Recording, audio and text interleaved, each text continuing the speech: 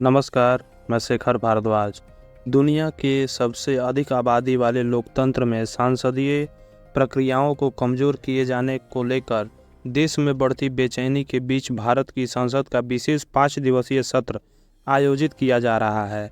सोमवार को अपने भाषण में प्रधानमंत्री नरेंद्र मोदी ने भारतीय संसद के 75 साल के इतिहास को याद किया और घोषणा की कि विपक्ष के बहिष्कार के बावजूद शेष सत्र मई में उद्घाटन किए गए और नए संसद भवन में आयोजित किए जाएगा। संसदीय मामलों के कनिष्ठ मंत्री अर्जुन राम मेघवाल ने कहा कि औपनिवेशिक विरासतों को आविष्कार करने की हिंदू राष्ट्रवादी सरकार की परियोजना के हिस्से के रूप में सोमवार का सत्र ब्रिटिश काल के संसद भवन में आखिरी सत्र हो सकता है।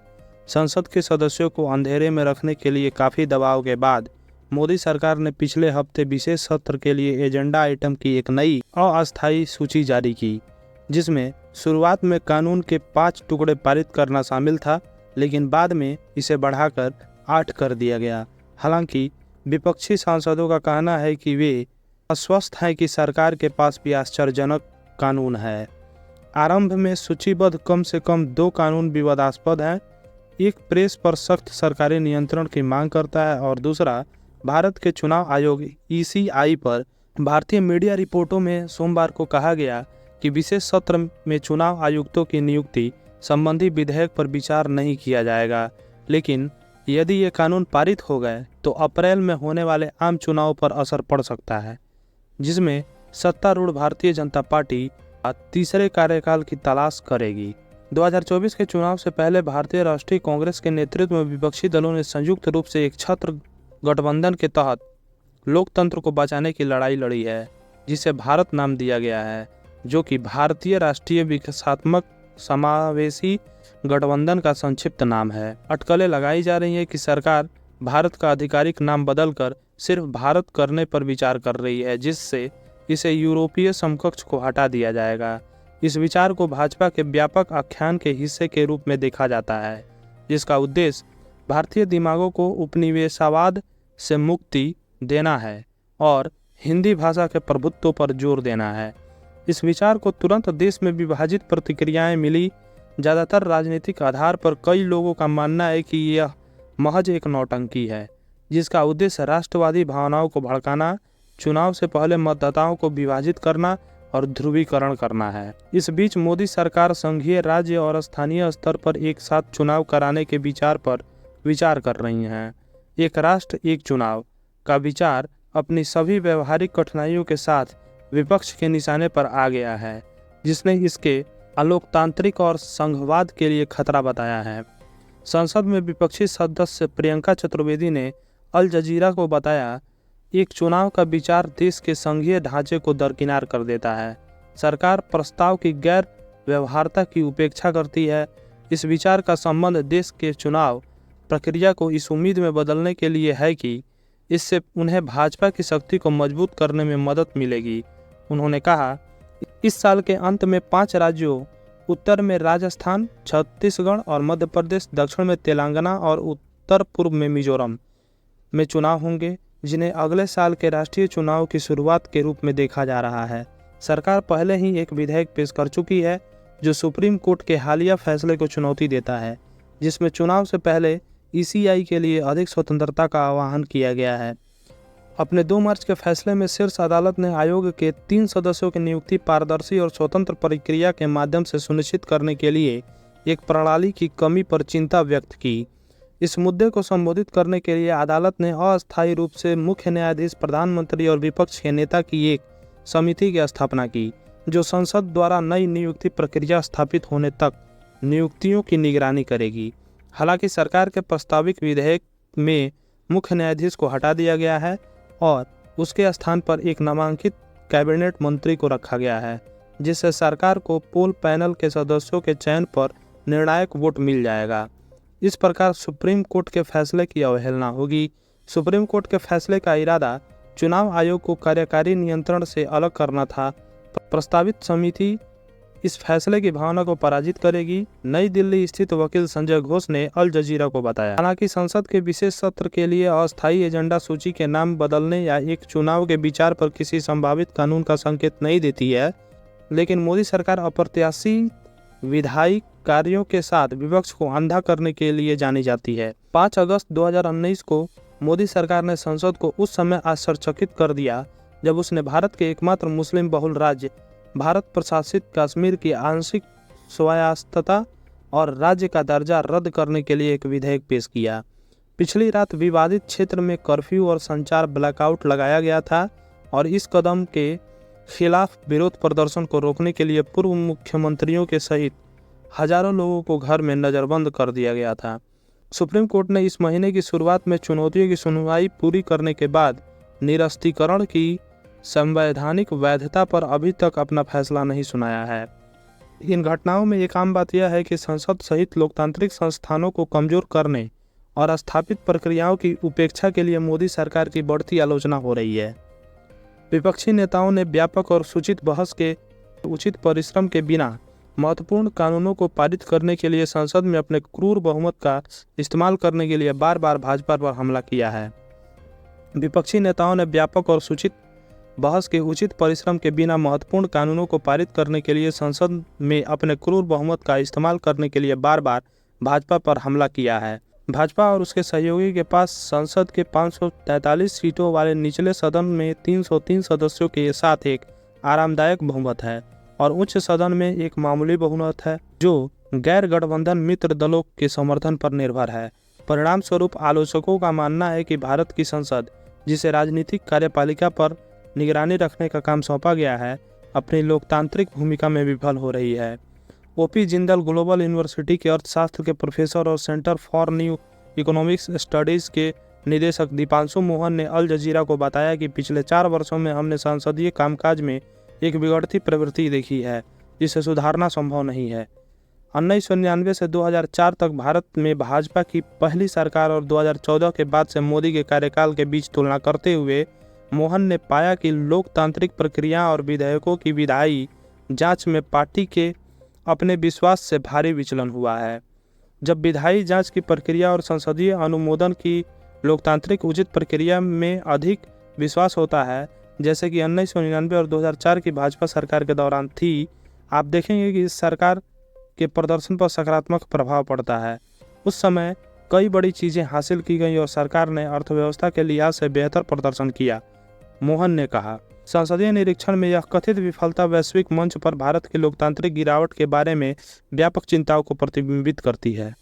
वैश्विक सूचकांकों में रैंकिंग में गिरावट, जैसे कि प्रेस की स्वतंत्रता में गिरावट और चुनावी निरंकुशता और आंशिक रूप से स्वतंत्र देश के रूप में लेबल किया जाना, मोदी सरकार के लोकतांत्रिक साख के बारे में चिंताओं को उजागर करता है।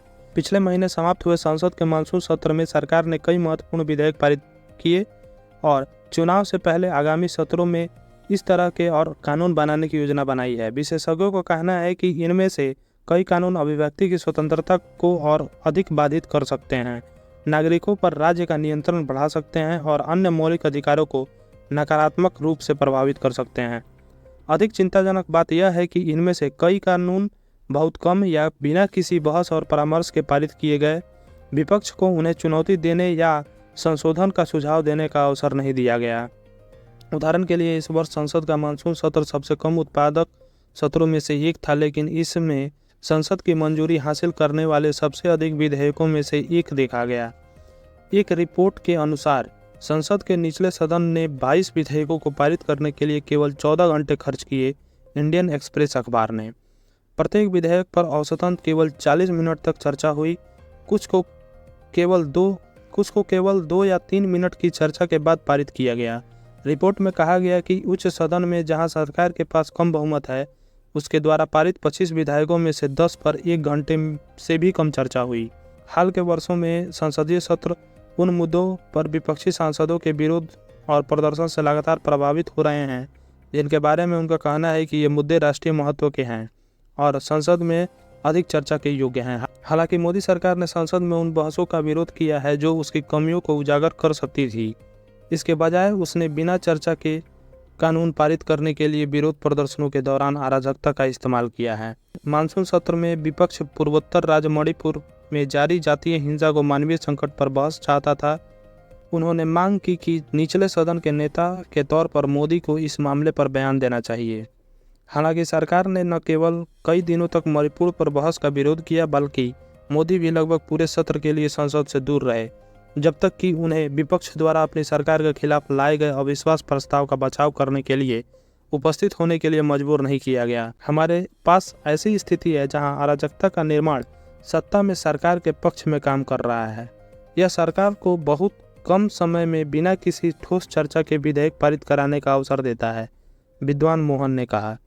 विपक्षी सांसद चतुर्वेदी ने सरकार के संसदीय कार्य मंत्री का दोषी ठहराया, जिनका काम उन्होंने कहा आम सहमति और बीच का रास्ता निकालना है। उनका ऐसा करने का बिल्कुल कोई इरादा नहीं है। सरकार का रवैया असहमति और निर्णय की लोकतांत्रिक प्रक्रिया में शामिल होने में उसकी असमर्थता को दर्शाता है। हमने संसद को बाधित करने के लिए सत्ता पक्ष को नारेबाजी और हंगामा करते देखा है। गतिरोध उनके अनुकूल है, व्यवधान उनकी मदद करता है, उसने अल जजीरा को बताया। यहाँ तक कि संसदीय समितियों द्वारा कानून की समीक्षा, जो कथित तौर पर द्विदलीय बंद दरवाजे वाली संस्थाएं हैं, जो किसी विधेयक पर चर्चा और विचार विमर्श करती हैं, वो भी वर्तमान सरकार के तहत झटका लगा है। एक स्वतंत्र शोध संस्थान PRS लेजिस्लेटिव रिसर्च द्वारा दिसंबर 2019 के एक अध्ययन में पता चला कि इस तरह के परामर्श में भारी कमी आई है। 2014 से 2019 तक मोदी के पहले कार्यकाल के दौरान प्रस्तावित कानून का केवल 27% संसदीय समितियों को भेजा गया था, जबकि 2004 और 2014 तक पिछली कांग्रेस के नेतृत्व वाली सरकारों के तहत 60 से 70% था। अगस्त 2021 में भारत के तत्कालीन मुख्य न्यायाधीश NV रमना ने मामलों की खेदजनक स्थिति पर अफसोस जताया। कहा कि विचार विमर्श की कमी के कारण कानून अब अस्पष्टता की कमी से ग्रस्त है, जिससे न्यायपालिका के लिए बहुत अधिक मुकदमेबाजी और असुविधा पैदा हो रही है। चतुर्वेदी ने अल जजीरा को बताया कि संसदीय स्थायी समितियां यह सुनिश्चित करने के लिए एक महत्वपूर्ण उपकरण और तंत्र हैं, हर बिल की जांच हो और साथ ही बहुहितधारक चर्चा हो। उन्होंने कहा, इस सरकार ने वर्षों से अध्यादेश का रास्ता चुना है या अस्थायी समिति के माध्यम से निर्णय लेने के लंबे समय से स्थापित प्रक्रिया को कमजोर कर दिया है। वे बहुसंख्यकवाद के सरासर प्रदर्शन से बच निकलते हैं। अकादमिक मोहन का यह भी मानना है कि सरकार प्रस्तावित कानूनों के निहितार्थों के महत्वपूर्ण प्रतिबिंब के बारे में कम चिंतित है। उन्होंने कहा कि इसकी रुचि केवल उस चीज़ के लिए अनुमोदन की विधायी मुहर तक पहुंच प्राप्त करने में है जिसे करने का उसने पहले ही संकल्प कर लिया है। मोहन को लगता है कि न केवल संसदीय चर्चाएं और कानून की जांच प्रभावित हुई हैं, बल्कि विशिष्ट विधेयकों के संबंध में सांसदों द्वारा पूछे गए सवालों के मंत्रियों द्वारा दिए गए जवाबों की गुणवत्ता में भी गिरावट आई है। जब मंत्रियों से विशिष्ट विधेयकों पर प्रश्नों के लिए लिखित उत्तर मांगे जाते हैं तो कई प्रतिक्रियाएं प्रश्न के सीधे उत्तर में नहीं होती हैं। वे ऐसे तथ्यों के साथ जवाब देते हैं जो पूछे गए सवाल से बिल्कुल अलग या अलग होते हैं। उन्होंने कहा कि संसद में बहस का स्तर स्पीकर, जो आमतौर पर सत्ताधारी दल से होता है, के विपक्ष के प्रति पूर्वाग्रह को दर्शाता है। स्पीकर को निष्पक्ष होना आवश्यक है। वह संसद में विपक्षी आवाज़ों को समय और स्थान आवंटित करने के लिए मुख्य रूप से जिम्मेदार है। भाजपा अपनी ओर से संसद की घटती उत्पादकता के लिए विपक्ष को जिम्मेदार ठहराती है। बीजेपी प्रवक्ता प्रेम शुक्ला ने अल जजीरा से कहा, विपक्ष का काम सिर्फ विरोध करना है। वे गैर जिम्मेदार हैं और उनमें बहस करने का इरादा या क्षमता नहीं है, इसलिए वे अराजकता पैदा करते हैं। हाल के संसद सत्र में पारित कुछ कानूनों को कथित तौर पर भारत के संघीय ढांचे को कमजोर करने के लिए कड़ी आलोचना का सामना करना पड़ा है। इनमें राष्ट्रीय राजधानी क्षेत्र दिल्ली की लोकतांत्रिक रूप से निर्वाचित सरकार के विपक्षी दल के नेतृत्व वाली शक्तियों को राज्य प्रशासन के भीतर सेवारत नौकरशाहों पर नियंत्रण में कटौती करने वाला एक विधेयक शामिल है। यह कानून सुप्रीम कोर्ट के हालिया सर्वसम्मत फैसले के खिलाफ है, जिसमें कहा गया था कि केवल दिल्ली की चुनी हुई सरकार के पास ही राज्य में सिविल सेवकों पर अधिकार है। दिल्ली सरकार की वकील और सलाहकार रीना गुप्ता ने अल जजीरा को बताया कि संघीय सरकार द्वारा नियंत्रित नौकरशाह दिल्ली की चुनी हुई सरकार के बदले में दिल्ली के लोगों के प्रति जवाबदेह नहीं है।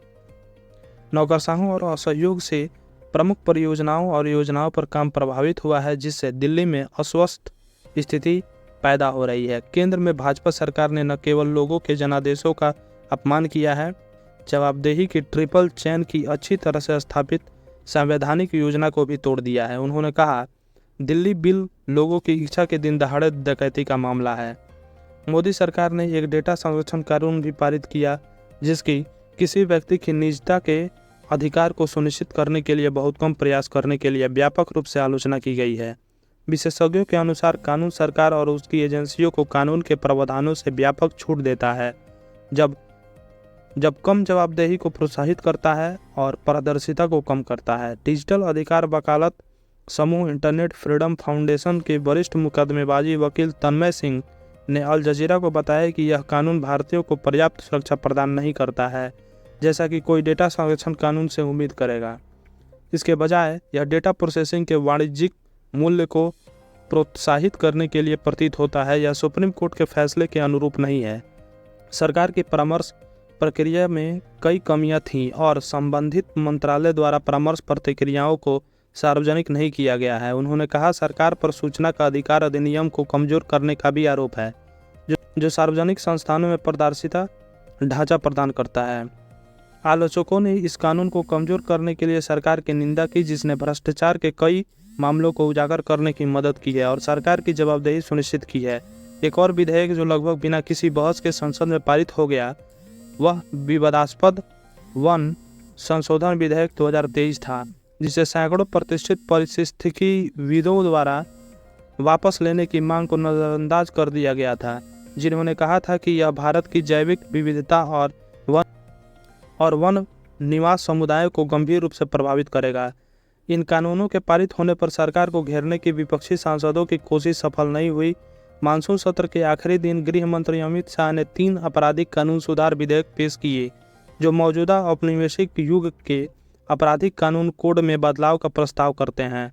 अंतिम रिपोर्ट प्रस्तुत करने के लिए 3 महीने की समय सीमा के साथ बिलों को समीक्षा के लिए संसदीय समिति को भेजा गया। नागरिक स्वतंत्रता, मानवाधिकार और न्याय प्रणाली पर कानून के प्रभाव को लेकर चिंताएं हैं।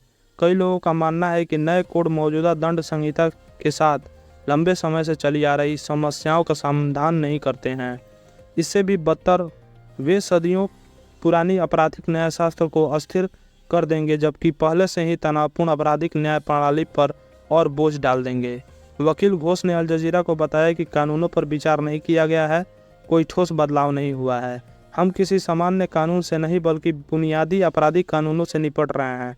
यह वर्षों से मौजूद है, जिससे कई लोगों के जीवन और स्वतंत्रता पर असर पड़ा है।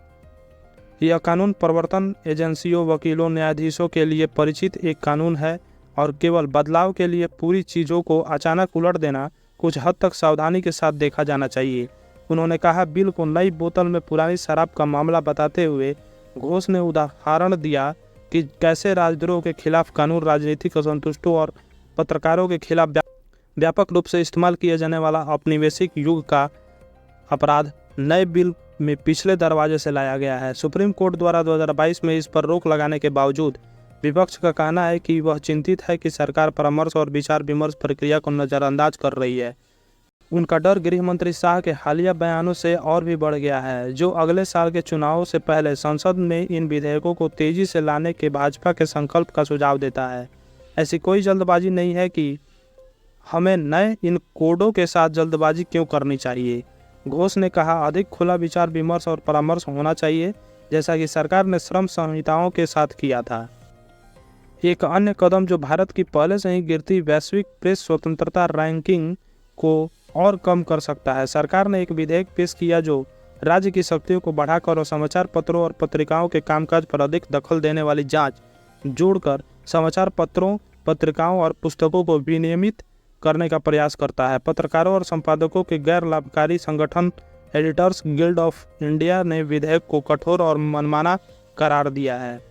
जैसे जैसे सरकार विवादास्पद विधेयकों को आगे बढ़ा रही है, उसने सरकार की आलोचना करने वाले कई सोशल मीडिया पोस्ट और खातों पर भी प्रतिबंध लगा दिया है। ये सिर्फ नागरिक नहीं है, सरकार ने सांसदों पर भी ताला लगा दिया है, उन्हें सवाल पूछने से रोका है और संसद के अंदर विपक्षी सांसदों द्वारा दिए गए भाषणों के कुछ हिस्से को हटा दिया है।